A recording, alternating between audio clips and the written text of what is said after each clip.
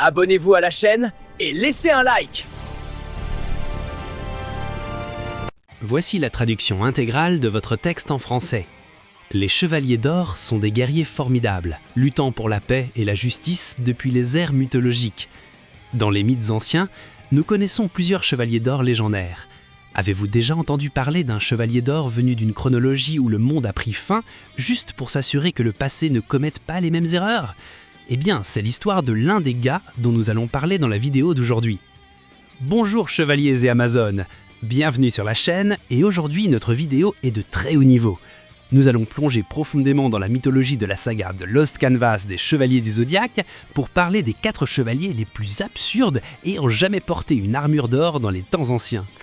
Nous parlons de légendes qui ont traversé les siècles, survécu à des guerres saintes impossibles et qui possèdent un cosmos qui fait trembler n'importe quel spectre rien qu'en entendant leur nom. Préparez-vous car le niveau de puissance ici est d'un autre niveau. Commentez déjà d'où vous regardez cette vidéo et quel est votre avis sur l'annulation de l'anime de The Lost Canvas.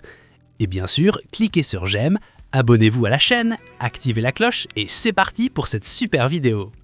Chevalier numéro 1, Itzia de la Balance, le juge des étoiles et le grand peuple légendaire. Pour commencer notre liste, nous devons parler de l'homme qui est, probablement, le chevalier d'or le plus puissant que la constellation de la Balance ait jamais produit dans toute l'histoire de la franchise Saint Seiya. Itzia n'était pas seulement un guerrier, il fut le grand pope du sanctuaire au XVIe siècle.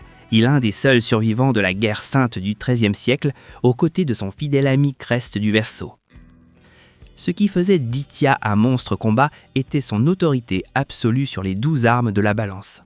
Alors que la plupart des chevaliers de la Balance n'utilisent les armes qu'en cas d'extrême nécessité, Itzia parvenait à les contrôler toutes simultanément par télékinésie. Il n'avait même pas besoin de les toucher pour décimer des armées entières. Il fut même capable de détruire la moitié des 108 spectres d'Hadès en utilisant ses armes de la Balance au XIIIe siècle. À son apogée, il était capable de restaurer la paix dans le monde presque seul, mais cette même paix a fini par peser sur ses épaules. Il a survécu à la guerre sainte du XIIIe siècle avec Crest du Verseau, et au XVIe siècle, alors qu'il était le grand pope et déjà un vieil homme, quelque chose s'est produit. L'histoire d'Itzia est marquée par une profonde mélancolie. Après avoir vu tant de guerres et la malchaîneté inhérente des êtres humains, il a fini par perdre foi en l'humanité. Cela l'a conduit à être tenté par les fées du monde souterrain. Les dieux jumeaux l'ont convaincu que la seule façon de sauver le monde était par un ordre forcé sous la domination du monde souterrain. Même âgé et dans un état affaibli, son cosmos était si gigantesque qu'il a réussi à subjuguer presque tous les chevaliers d'or de son ère, dont les esprits étaient contrôlés par les fées. Cette histoire est racontée dans le manga Gaiden de Lost Canvas, où nous voyons qu'Itzia était aussi le maître de Sage du Cancer, Guetgard du Bélier et Akorai de l'Autel, qui fut le seul d'entre eux à ne pas être infecté par les fées. Son coup principal est le Jugement Dernier, une technique de destruction massive qui fait paraître l'explosion galactique pour un jeu d'enfant. C'est la technique suprême d'Itzia et elle est considérée comme la plus mortelle des techniques employées par les armes de la Balance.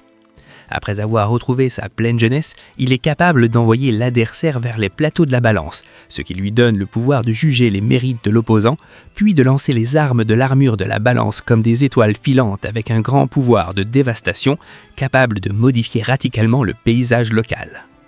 En lançant toutes les armes dans une seule direction, il a réussi à détruire la moitié de l'armée d'Hadès au XIIIe siècle.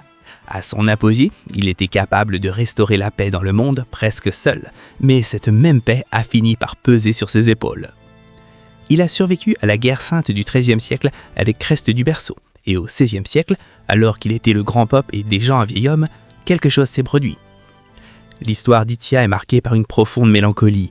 Après avoir vu tant de guerres et la malchaîneté inhérente des êtres humains, il a fini par perdre foi en l'humanité. Cela l'a conduit à être tenté par les fées du monde souterrain. Les dieux jumeaux l'ont convaincu que la seule façon de sauver le monde était par un ordre forcé sous la domination du monde souterrain. Même âgé et dans un état affaibli, son cosmos était si gigantesque qu'il a réussi à subjuguer presque tous les chevaliers d'or de son ère, dont les esprits étaient contrôlés par les fées. Chevalier numéro 2. Avenir du Bélier, le voyageur du temps et l'espoir d'un futur. Maintenant, vous vous souvenez de la question que j'ai posée au début de la vidéo, à propos d'un chevalier qui a voyagé dans le temps. Eh bien, Avenir du Bélier est l'un des personnages les plus tragiques et fascinants de toute l'œuvre créée par Shiori Teshirogi. Il n'appartient pas originellement à l'ère de The Last Canva au XVIIIe siècle. En réalité, Avenir venait d'un futur apocalyptique où Hadès a gagné la guerre sainte, a décapité Athéna et a exterminé l'humanité. Grâce à l'aide du dieu Chronos, Avenir a réussi à voyager dans le temps et a atterri au XVIe siècle, précisément à l'époque où les maîtres sages et accurés étaient encore de jeunes chevaliers et venaient de vaincre le grand pope Itia. Imaginez le poids que ce gars portait! Il est arrivé dans une ère passée avec la mission désespérée d'empêcher que la tragédie qu'il avait vécue ne se répète. Il est devenu le meilleur ami de Sage du Cancer et de Accurage de l'Autel, et sa présence fut fondamentale pour que le sanctuaire se prépare aux événements futurs. Le pouvoir d'Avenir était immense, portant des techniques classiques comme l'extinction stellaire et la révolution stellaire, mais avec une intensité raffinée par des années de bataille désespérées pour la survie.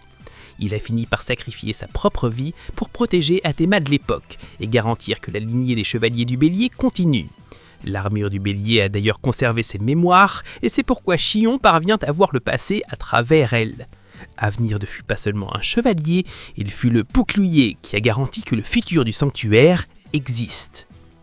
Chevalier numéro 3. Ilias du Lion, l'homme qui parlait à la terre. Si vous pensez que Régulus du Lion est l'un prodige, c'est parce que vous vous êtes pas encore arrêté pour analyser qui était son père. Ilias du Lion est souvent appelé le héros et fut considéré comme le chevalier le plus fort de sa génération, surpassant même son frère Sage du Sagittaire, ainsi qu'Aspros des Gémeaux et Asgard du Taureau, qui étaient des chevaliers d'or fraîchement formés au XVIIIe siècle. La différence d'Ilias n'était pas tellement la force brute ou la vitesse de la lumière, c'était sa connexion spirituelle avec la nature. Ilias fit le premier chevalier à atteindre ce que nous appelons le 8e sens de manière naturelle et constante. Il n'avait pas besoin d'efforts pour élever son cosmos, car il ne faisait qu'un avec le vent, la forêt et la terre. Il pouvait sentir le mouvement des ennemis à des kilomètres de distance, simplement en ressentant les vibrations de l'air. En combat, il était presque intouchable. Malheureusement, Ilias souffrait d'une maladie pulmonaire terminale, la tuberculose, ce qui limitait son temps de combat, mais même dans son état le plus fragile, il fut capable d'affronter le juge de l'enfer, Rhadamanthys de la Viverne, d'égal à égal. Ilias n'est mort, a été transpercé à la poitrine par Rhadamanthys que parce qu'il essayait de protéger son fils Régulus, et parce qu'il était à la limite de la maladie, étant très maigre et affaibli. Sa technique n'était pas basée uniquement sur des coups de poing rapides, mais plutôt sur une communion totale avec les éléments. Ilias vivait isolé dans les montagnes, agissant comme un gardien de la vie et enseignant au petit Régulus que la véritable force d'un lion ne réside pas dans son rugissement, mais dans le fait qu'il fait partie de quelque chose de bien plus grand. Il est mort comme un véritable martyr, protégeant son fils et le futur du sanctuaire, laissant un héritage de sagesse que très peu de chevaliers ont réussi à atteindre dans toute la chronologie de la série. Chevalier numéro 4, Crest du Verseau, le maître des maîtres de glace. Enfin, nous arrivons à Crest du Verseau.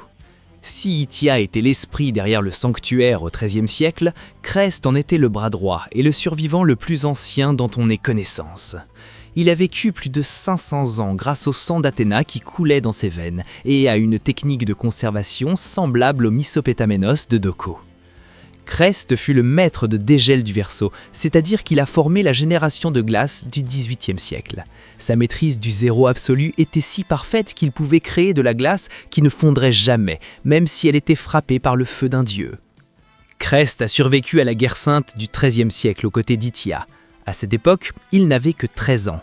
Au XVIe siècle, il fut le chevalier d'or responsable de la protection de la déesse Athéna lors de la révolte des fées d'Itia, étant le seul chevalier d'or à ne pas se corrompre par le pouvoir des fées, tout comme Accurage de l'Opel. Cependant, au XVIIIe siècle, après avoir formé Dégel du Verseau et aussi Cardia du Scorpion, Crest finit par trahir le sanctuaire et devint le serviteur d'une femme dont il était tombé amoureux. Crest retrouve sa forme jeune et prend le nom de Koh-i-Noor, où ses pouvoirs de glace étaient au service de Mademoiselle Garnet, la chef des guerriers joyeux. Sa trajectoire est complexe car, tout comme Itia, Crest a aussi commencé à se demander s'il valait la peine de mener tant de guerres saintes qui semblaient le jamais finir. Il a testé son pupille dégel dans une bataille finale épique, non par méchanceté, mais pour s'assurer que la nouvelle génération aurait la détermination nécessaire pour affronter ce qui allait arriver. Crest fut ensuite tué par son disciple Dégel du Verseau.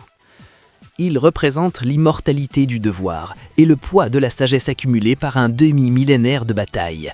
Il est ainsi le chevalier d'Athéna ayant vécu le plus longtemps dans The Lost Canvas. Les amis, ces 4 chevaliers sont la preuve que l'univers de The Lost Canvas a étendu la mythologie de Saint Seiya d'une manière absurde.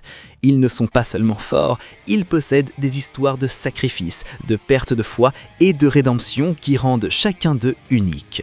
Mais alors, pour vous, lequel de ces 4 est le plus cheaté ? Itia avec ses 12 armes de la balance ou Avenir avec son expérience d'un futur détruit ? Commentez ci-dessous, je veux connaître votre avis. Et pour le reste, merci d'avoir regardé cette vidéo jusqu'au bout et à la prochaine. Brûlez votre cosmos jusqu'à l'infini.